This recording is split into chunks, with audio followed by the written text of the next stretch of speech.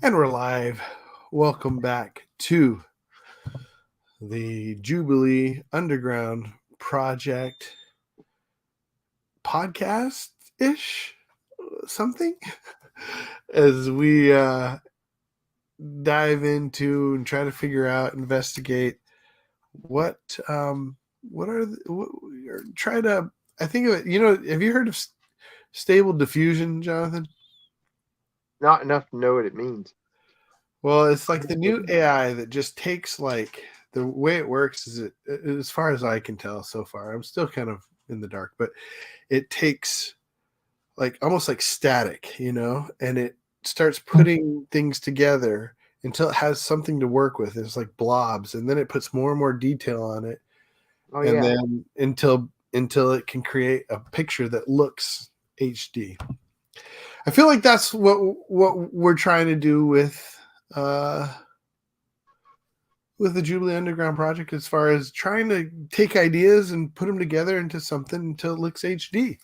yeah, works for me. Well, great. Well, how are you doing today, man?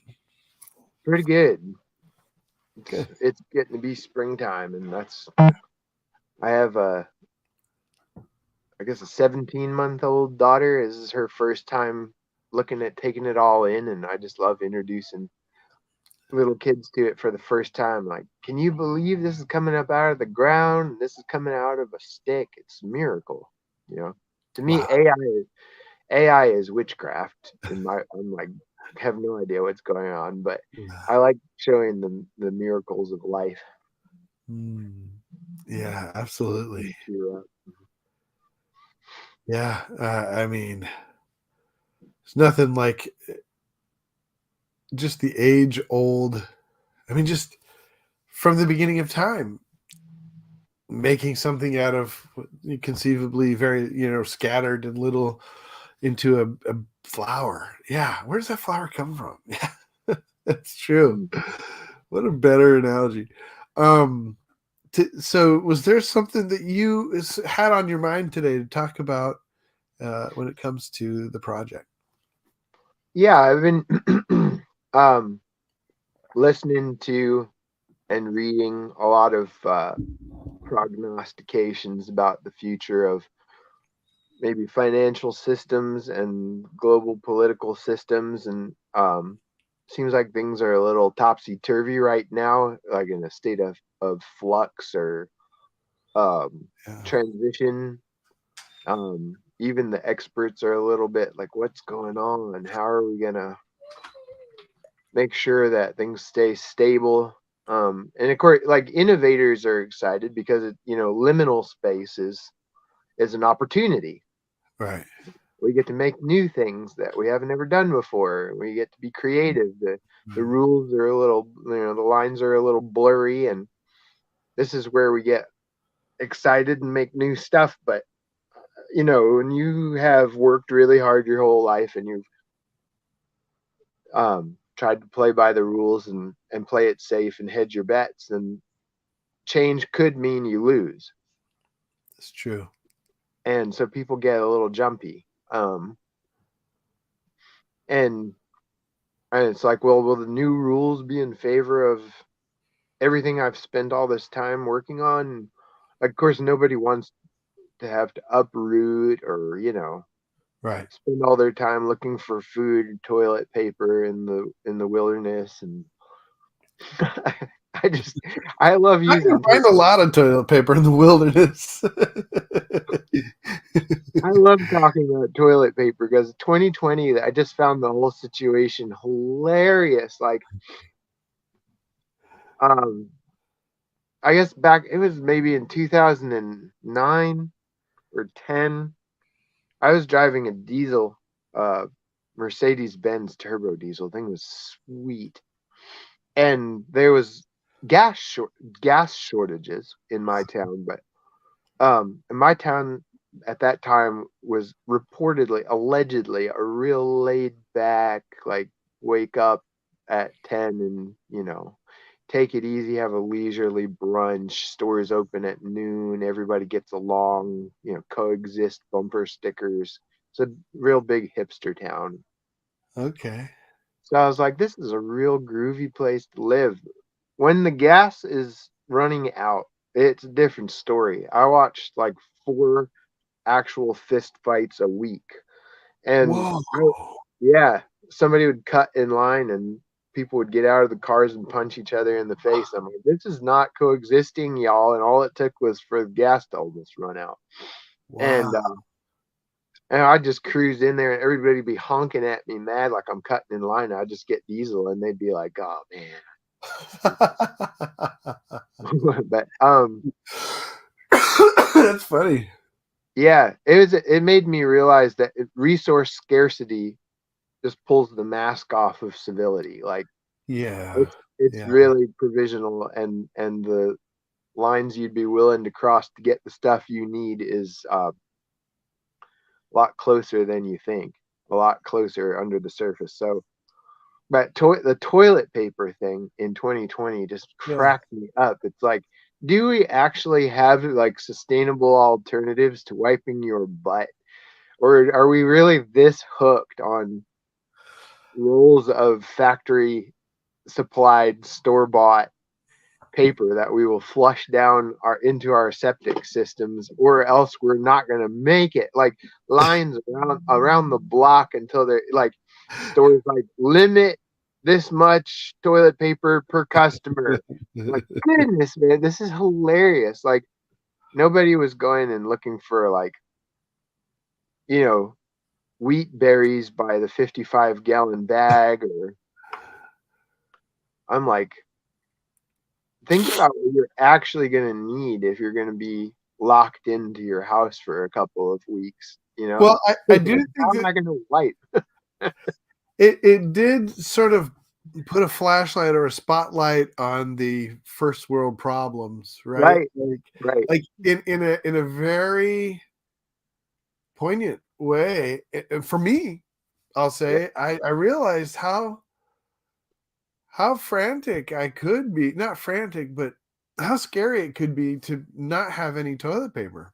yeah, Uh and not because I would starve, not but it also points out how addicted and how much we take for granted the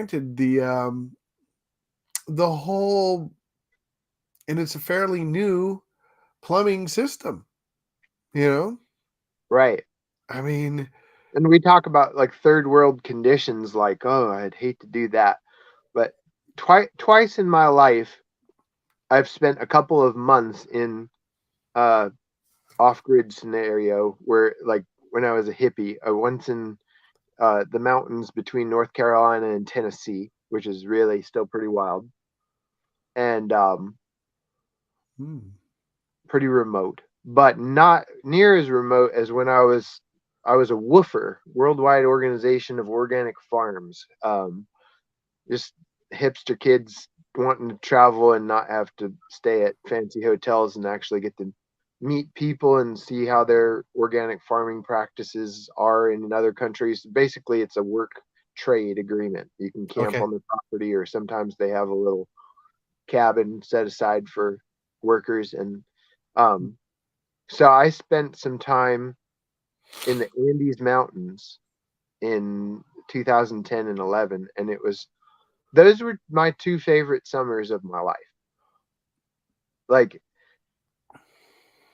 solar heated shower water is kind of tongue in cheek. It means as long as the hose stays warm in the system. Interesting. And there's a black hose like a quarter mile long from mountain spring water. Is beautiful water.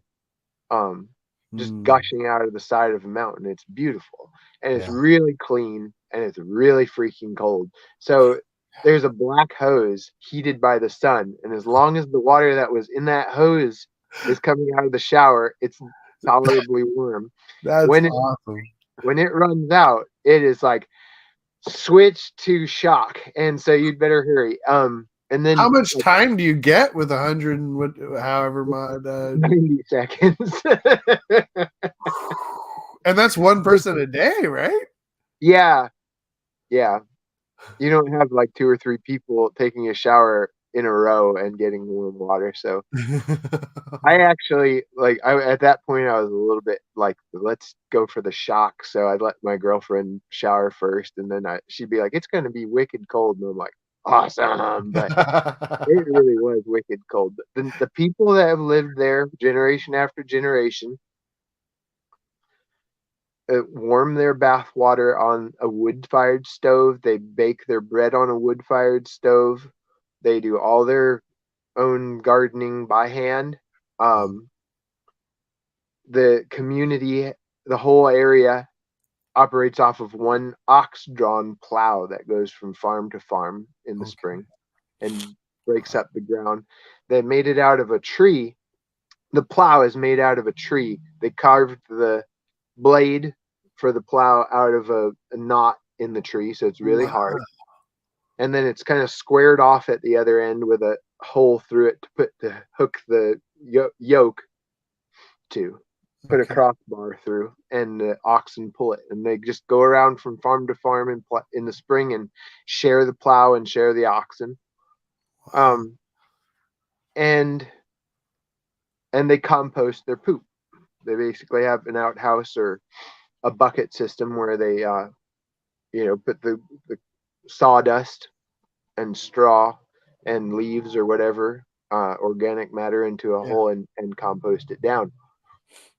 And so that I'm telling you, like baking bread every other day or every third day, and just cooking with whatever fresh vegetables you just harvested out of the garden is just a wonderful good time. And I was happy. If so, it works in a third world situation. If you don't have a flushing toilet, if you don't have hot water, a hot water heater, Okay. um, then you go to the city and they have propane water heaters for your shower. And your odds of getting one of those things to work was like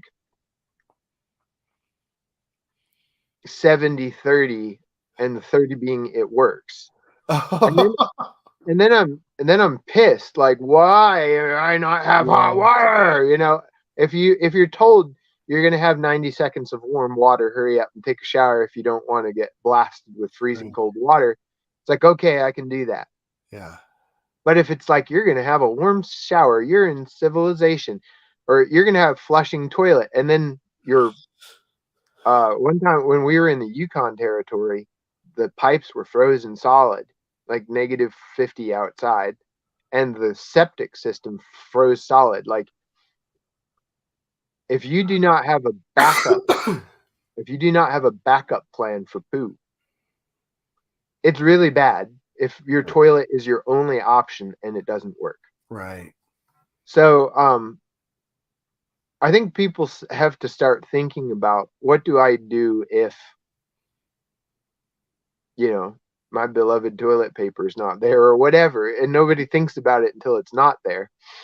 But some people have started thinking about it, and they're kind of like, you're gonna need food, you're gonna need clean water, you're gonna need silver or gold in a safe, you're gonna need Bitcoin on a hard drive, and a whole lot of ammunition, and all your canned goods down in the cellar, and you know a generator to run your freezer to keep your cow meat and your goat meat or whatever frozen. And yeah, if anybody comes for your food and your gold and your Bitcoin, you got to shoot them. So you got to have a lot of ammunition. And I'm like, whoa, man, whoa, whoa, whoa. Like, you're talking about being your own nation state at this point, for one thing. Yeah. And it sounds like living in very tense psychological existential tension for a long time, for the eventuality that something bad might happen. Like, I'm pretty sure that your day-to-day quality of life could be a lot better if you would chill out and enjoy it every day that isn't a zombie Yeah. apocalypse. Right. Right. And then whenever I do meet like apocalypse preppers who are usually pretty wound pretty tight, and you know willing to tell you that they're ready to take human life if need be. I say, look, you could spend a lot of time and energy and money and psychological energy and whatnot setting your whole camp, compound up, and somebody could take it all from you in 30 minutes. Yeah. Like, you could lose any food, water, ammunition, silver, gold is all subject to being gone quickly. Yeah. So what is actually a sustainable emergency resource? Like, think about what's of primary importance, and also that you can't lose. Right. Well, to me, I want to know. I'm not quite sure how this ties into the Jubilee project, but the Underground Project. But one of the ways it may, and correct me if I'm wrong, but one of the best resources a person could have in times like these is connections all over the country, right? It's like a place to go, a place to stay. Um, just having friends, right, Right. is important. Right. And while widespread over geography Yeah, connections is helpful, um, having people in your town that you don't have grudges against and they don't have grudges against you, if you and yeah. your neighbor don't talk and argue over 15 feet of property that, like, well, you're Mm, cutting limbs down on my side of the fence. Well, that fence is actually 15 feet on my side of the property. Like, that stuff happens around here all the time. And then people call each other names and never talk to each other again because of, a 15-foot strip of property. I'm like, I don't care. right. Like, so let's like go to a hypothetical future where there is a shit hit the fan situation. Now you've got a guy who hates your gut and would not think twice about stealing your stuff. Like, Right. that's a stupid strategy for hard times. Yeah. So having friends and people that you trust and who trust you, who you've had a long term relationship of sharing and helping each other, Yeah. um, and that they've got your back and they know you've got their back, is probably the most unshakable resource. Even if you were flat broke and neither one of you had any food, I think it would still be nice to have a friend. Yes. I think Um, that's huge. and it can't be taken. Nobody can come in and snatch that from you. Right. So I think if people would relax about defending themselves and open up and try and forge relationships into good times. The good times is while the sun's shining is a great time to Yeah. work on, throw parties and sit around and talk and get to know each other. Get to And know your neighbors. Yeah. yeah, Well, and it's because it's funny as you're talking, I'm thinking, about all these currencies. What, that's a major debate. What is going to be the currency if if the world comes to a sudden pause, if yeah, the boogaloo happens, what have you. What is going to be the currency? And really, it doesn't matter what the currency is. It's it's the system in which the currency will be used, and relationships is the most important thing for that. It yep, doesn't matter what you have to offer, whether it be gold, Bitcoin, bullets, or if you don't have a good system of support and friendship, uh, you're not gonna get you're gonna get a raw deal. yep, yeah. If I like called the cops on you because your dog was on my property, and never patched that up. Even if I like, my car ran out of gas. Can I just borrow one of your 5-gallon jugs and I'll bring it back and fill it up? It's like, no. Remember the time where you called the cops on me because my dog was on your property? And that's like before there's resource scarcity. Right. It's like, how many times does somebody have to come over and say, I hate to bother you, but you know, Yeah. one of your trees is across my fence, and say, hey, I'll help you cut it up and patch it up. Like, I actually, one time, for instance, I had an old truck that the e-brake didn't work. I parked it on a hill, and I did everything out of order. I think it involved like chalk blocks and stuff. And I took it out at the wrong time, and the truck got away from me.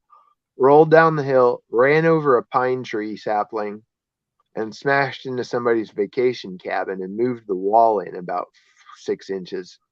Like, moved the kitchen cabinets, like knocked the wall off the foundation. So Oh, man. you can imagine how I feel at this point. Like, I'm in so much trouble. I'm like screaming at the truck to stop while it's rolling. Like, no, stop! Loud enough for everybody to come running and make sure I'm okay. I'm like, yeah, I'm fine, but I think the truck's fine. The tree's probably dead. The cabin's dead. Anyway, turns out the guy was super nice about the whole thing Wow. and didn't call any third. There was no third party intermediaries and no cash changed hands. I ended up working it off with him, like exchanging work to help him on his cabin. And he was just like, and we had a great time while we're working together. We got to talk and got to know each other, and he fed me. Like, he and Wow. his wife are just really sweet people. Yeah. And it's like, that's how it's supposed to be. So, Yeah. stuff happens. Take care of Yeah. each other. Well, and that makes me think about it is the fact that I'm so addicted to I'm so dependent on third party systems, trusted third party systems, that, and I don't just mean cops, but I mean like banks. Insurance. Yeah, I mean everything, right?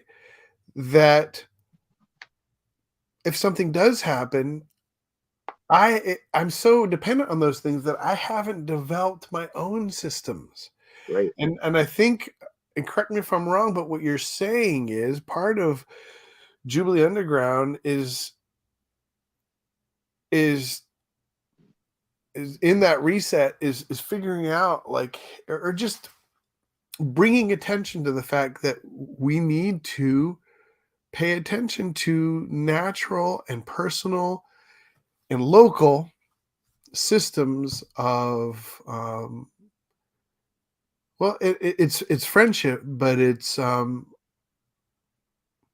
systems of trust. Yeah. Even if you don't like each other, if you don't agree, Right. you, you know, they annoy you. You're probably not going to hang out. Just like uh, having an ongoing exchange of some kind, even if you have to completely make it up, like actually asking somebody for help is better than offering help. I found, like, I want to show up to my neighbors and say, like, looks like you've got a mess there. Tree fell into your house. Do you have anybody helping you? Like, I've got a chainsaw. I've got a, you know, Yeah. like, looks like my back might be in a little bit better shape than yours. Just call me, neighbor. I'll help you get that roof fixed. And it's like, it kind of embarrasses the person that you're Yeah. offering it to. Like, Yeah. I well, don't now need your I help have, is the reaction, right? yeah, we're like, thank you, but now, like, you're the bigger man. Yeah. You have to be real careful not to condescend. And like, if you're like, hey, I'm stupid, I got stuck in the mud, I'm sunk into my axles, and I need you to come with your big old tractor and help a stupid old, you know like loser like me out of the mud. They're like, hey, I get to feel good about myself today. And like just every opportunity that you have like that Yes. to rub shoulders with somebody, even if you don't have anything else in common, builds Yes. builds trust, you know? I think that's really, uh, Paul is Paul McNeil, my brother and the founder, one of the founders of this project, is he's the first person I really heard talk about this, and he gave sort of a class on economics, and that's one thing he talks about is like it's one thing to go to the bank and ask the bank for a loan. It's another thing to start building a local network of trust, a system of trust to raise money, and that can be much more powerful Hmm. than just, you know, uh, not only that, but when you go to a local bank, or if there's a iterative process that you by the time you go to the bank you already have a whole network of trust that you can show, or something that you've already been working on. It's kind of like that thing I realized when I was coming out of school is everybody wants well, I just spoiled it, but everybody wants experience, but so everybody wants to pay for experience, but so how do you get experience coming out of school? Right. And it's like, well, you have to do an internship, and you have to find other ways. And I think the same thing is with what you're talking about is we don't need to start once everything is chaotic. We need to start Yeah. now, and not for just the reason that things may get chaotic, but because it's useful now. Right. Having a system of trust in your local and just in your life is righteous and good. Yeah. And if everything goes fine and we all live to be old and we're fat and happy and the zombies never come, like you didn't waste like 40 years freaking out about how bad things were going to be someday. Like, you know, Yeah. sleep a little better and your nervous system will be a little bit, and I'm speaking as somebody who has suffered from paranoid thoughts time to time. I mean, I do think that hedging your bets is wise, but how do you feel while you're doing it? Like, Yeah. are you enjoying digging a cellar, or are you like trying not to have a heart attack while you're digging a cellar? Yeah. Like, it's a big difference. Or are you getting your neighbor to help you dig it? Yeah, exactly. It's like, no, I can't let them know where my bunker is. I have to do this all in secret, and Yeah. um, it's a different. You might be doing the same activity, but the feeling and the mindset Right. um, can be so, make it a whole different phenomenon. Really good. I think that. Oh, okay. Well, before we close, if this were to be something that you made, as a step or as something that you could hand to people, what would be the most practical thing? Let's say, what's three practical things that I could do to start shoring up my system of trust, my local systems of trust?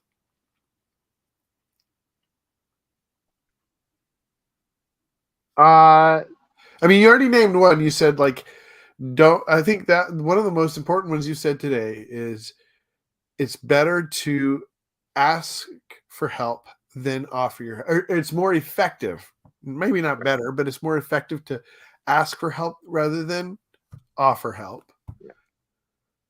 And What's now, you know, if they're even a combative person, they pulled you out of the mud one time. Now you kind of owe them one. So they might feel better about asking you to help them now because right? they already helped you once. Um, also, I don't think people underestimate the importance of listening, especially when you're not in the mood. Yeah. Like somebody might need to talk to you, and you don't have the time. They're really annoying. They're not interesting. Whatever. Yeah. Like, and then you like a half an hour later, you're like, oh, I can't. I'll never get that half an hour back. Wrong. Right. Like you might be the only person Uh, that they have that, and that's really important. Like I especially, like that.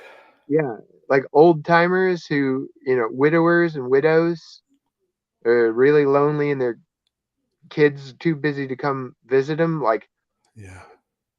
you might be the only person they talked to this week that was paid attention and at least pretended to care, and it means a lot to people. Right. um so it's tiny little things. It doesn't have to be massive Doesn't projects. you don't have to, yeah, that's really good. It doesn't have to be pulling somebody out of the mud. It can just be pulling somebody out of a dark space in their head, and not pulling them, just listening. That Also, is something that is low energy. You just listen. it Act, does take time, and that time's a and it does valuable take resource. it. But Yeah, that's true. another thing is keeping your enemies closer. Like I have, whenever there's a creep that shows up and hangs around church or whatever, like I'm not sure about this guy. He seems like, I might not want to trust him. Yeah.